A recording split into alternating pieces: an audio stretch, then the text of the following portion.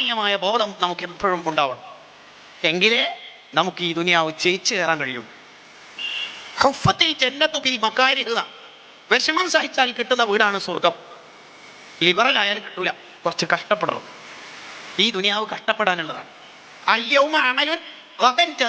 ഇന്ന് പണിയെടുക്കണം, നാളെ അതിന്റെ പ്രതിഫലം വാങ്ങണം. ഇതാണ് ഇസ്ലാമിന്റെ കൺസെപ്റ്റ്. ഇവിടുന്ന് തന്നെ എല്ലാ സുഖവും ഒരാൾക്ക് കിട്ടുകയാണെങ്കിൽ പിന്നെ ദിന സ്വർഗം,